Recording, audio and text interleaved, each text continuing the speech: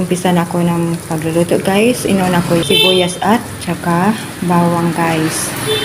Ayan, nilunod ko yung chicken liver. Inuna ko yan guys. Minikos-mikos ko hanggang sa ito ay maluto guys. At saka sinunod ko naman ang kamatis. Ayan.